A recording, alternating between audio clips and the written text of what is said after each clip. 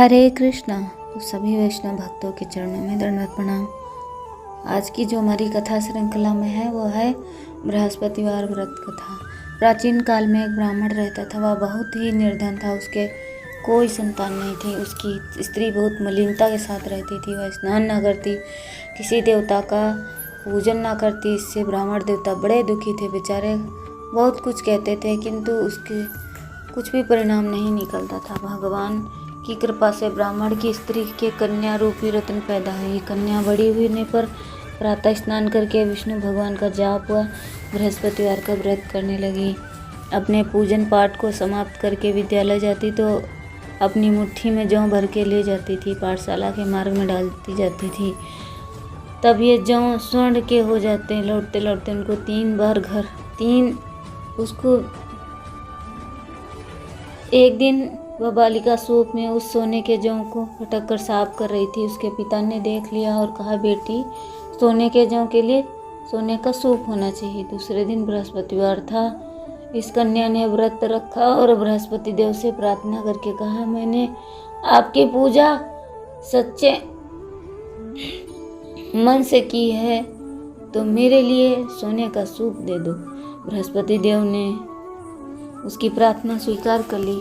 रोजाना की तरह कन्या जो फैलाती हुई जाने लगी। जब घर लौट कर जौ बीन रही थी तो बृहस्पति देव की कृपा से उसे सोने का सूप मिला। उसे वह घर ले आई और उसमें जौ साफ करने लगी। परंतु उसकी माँ का वही ढंग रहा। एक दिन की बात है कि वह कन्या सोने के सूप में जौ साफ कर रही थी। उस समय उस शहर का राजपुत्र वहाँ से होकर निकला। इस कन्या के रूप और कार्य को देखकर मोहित हो गया। तब अपने घर आकर भोजन तथा जल त्याग कर उदास होकर लेट गया। राजा को इस बात का पता लगा तो उसने अपने मंत्री के साथ उसके पास गया और बोले, हे बेटा, तुम्हें किस बात का कष्ट है?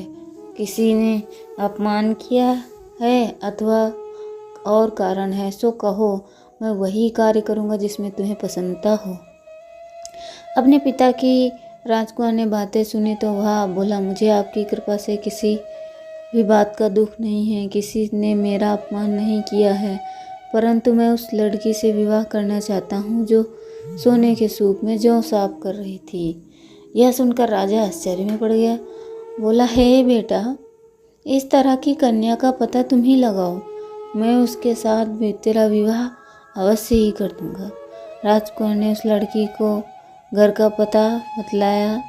तब मंत्री उस लड़की के घर गए और ब्राह्मण देवता को भी साथ सभी हाल बतलाया। ब्राह्मण देवता राजकुमार के साथ अपनी कन्या का विवाह करने के लिए तैयार हो गए तथा विधि विधान के अनुसार ब्राह्मण की कन्या का विवाह राजकुमार के साथ हो गया।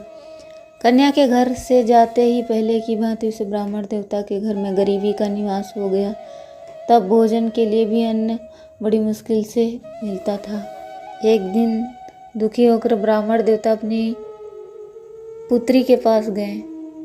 बेटी ने कहा कि पिता की दुखी अवस्था को देखकर अपनी माँ का हाल पूछा। तब ब्राह्मण ने सभी हाल कहा। कन्या ने बहुत सा धन देकर अपने पिता को विदा कर दिया।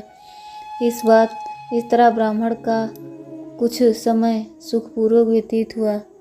कुछ दिन बाद फिर वही हाल हो गया। ब्राह्मण अपनी कन्या के यहाँ गया।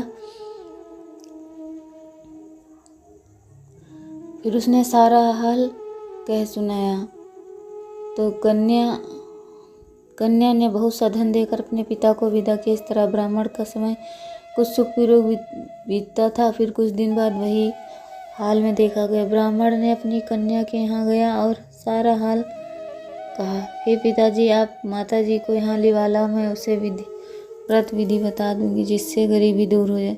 और अब वह ब्राह्मण देवता अपनी स्त्री को साथ लेकर पहुँचे तो अपनी माँ को समझाने लगी, हे माँ, तुम प्रातः काल प्रथम स्नान आदि करके विष्णु भगवान का पूजन करो तो सब दरिद्रता दूर हो जाएगी। परंतु उसकी माँ ने एक भी बात नहीं मानी और प्रातः काल उठकर अपने किसी पुत्र के बच्चे की जूठन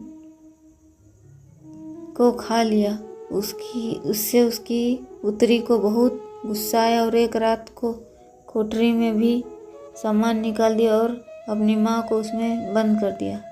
प्रातःकाल उसे निकाला और स्नान आदि करा के पाठ करवाया तो उसकी माँ की बुद्धि ठीक हो गई और फिर प्रत्येक बृहस्पतिवार को व्रत रखने लगी। इस व्रत के प्रभाव से माँ बाप बहुत ही धनवान और पुत्रवान हो गए और बृहस्पतिवार जी के प्रभाव से इस तरह लोग के सुख भोग कर स्वर्ण को प्राप्त हुए। हरे कृष्ण। बोलो बृहस्पति देव की जय, भगवान विष्णु की जय।